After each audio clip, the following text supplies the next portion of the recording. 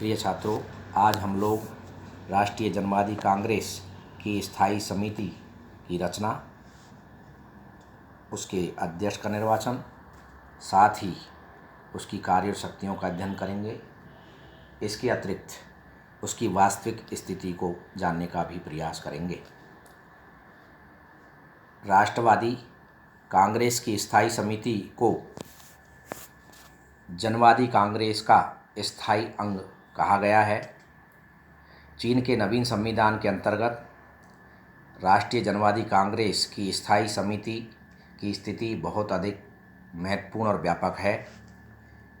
राष्ट्रीय जनवादी चीन की स्थायी समिति की रचना नए संविधान के अनुच्छेद 65 में स्थायी समिति के बारे में उल्लेख किया गया है।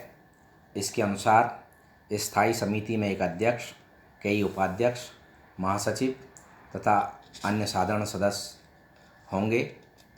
इनका चुनाव राष्ट्रीय जनवादी कांग्रेस के द्वारा किया जाता है। इसके पदाधिकारियों को वापस बुलाने का अधिकार भी जनवादी कांग्रेस को दिया गया है। स्थायी समिति के आकार के बारे में संविधान में कुछ नहीं कहा गया है, लेकिन जनवादी कांग्रेस इसके सदस्यों की संख्या निर्धारित करती है। इसके सदस्यों की संख्या बहुत अधिक व्यापक है। जहाँ तक स्थायी समिति के कार्यकाल का प्रश्न है, संविधान के अनुसार राष्ट्रीय जनवादी कांग्रेस का कार्यकाल 5 वर्ष का होता है और स्थायी समिति उस समय तक अपना कार्य करती है जब तक कि नई स्थायी समिति का चुनाव न हो जाए।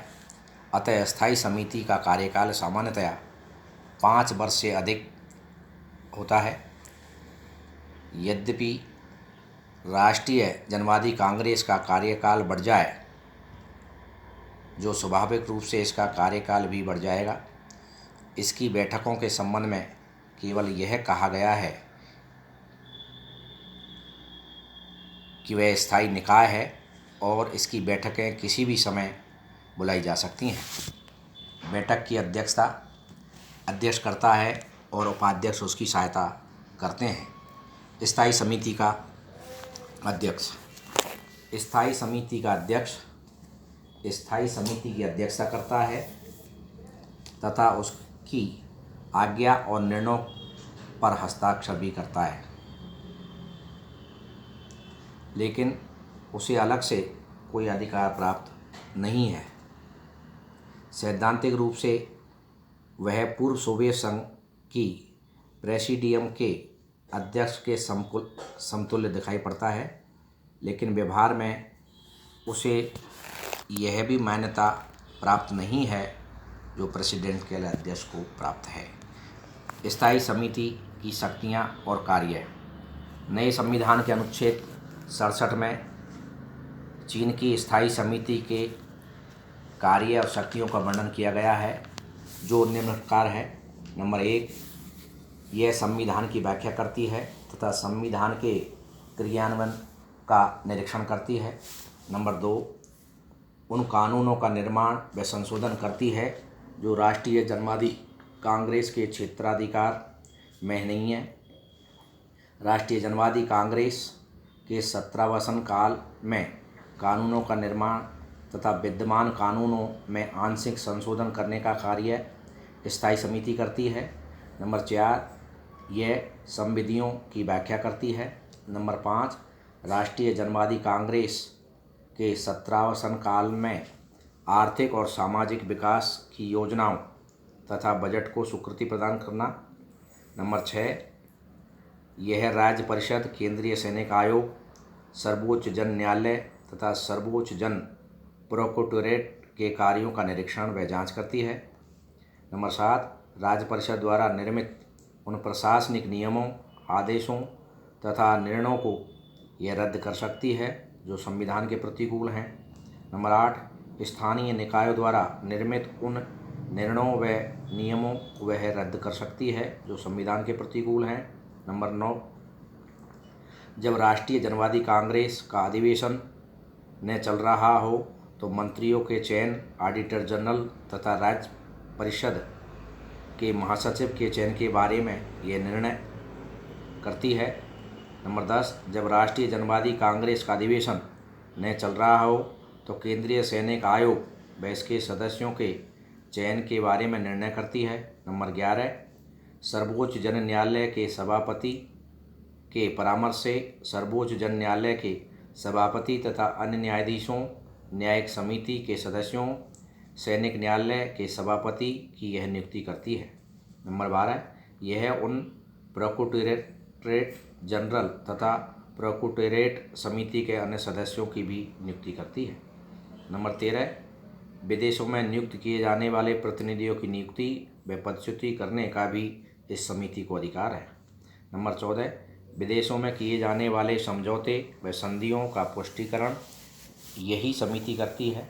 नंबर 15, सैनिक और कूटनीतिक उपाधियों वितरित करने का स्थायी समितियों का अधिकार है।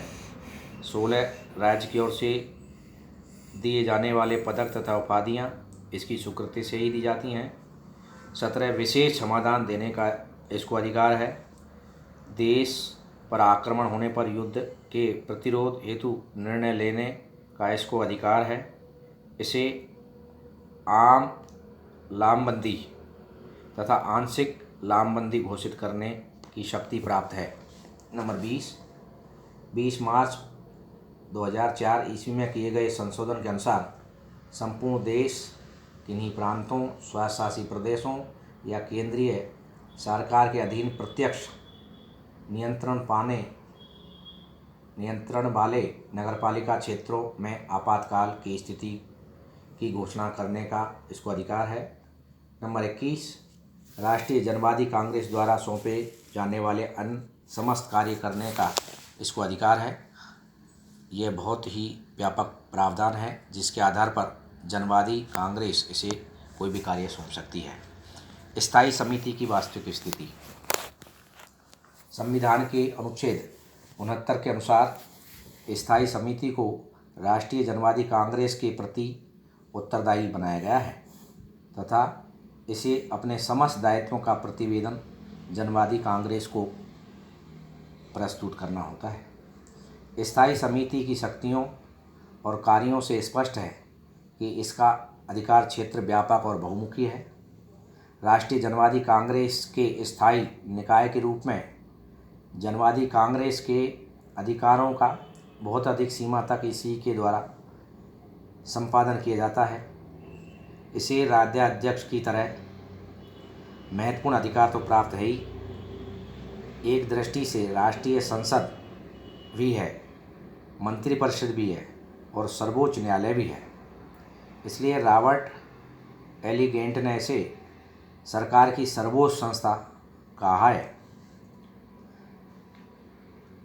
स्थायी समिति की व्यापक शक्तियां होने के बावजूद भी इसे सर्वोत्तम नहीं कहा जा सकता है, क्योंकि नंबर 1, वे कहते हैं कि समिति की सदस्यता बहुत बड़ी है और इतनी अधिक 144 सदस्यता वाली संस्था कुशलता से कार्य नहीं कर सकती है। नंबर 2, स्थायी समिति की भूमिका बहुत अधिक सीमा तक राज्य परिषद तथा कम्युनिस्ट पार्टी की केंद्रीय समिति, उसके पोलिट ब्यूरो की स्थायी समिति में सीमित हो जाती है। आलोचकों के अनुसार चीन के सभी सरकारी संस्थानों पर केंद्रीयकृत पार्टी नेतृत्व है, इसलिए स्थायी समिति को विशेष महत्व नहीं दिया जा सकता। वस्तुस्थिति यह है कि चीन की समस्त शासन व्यवस्था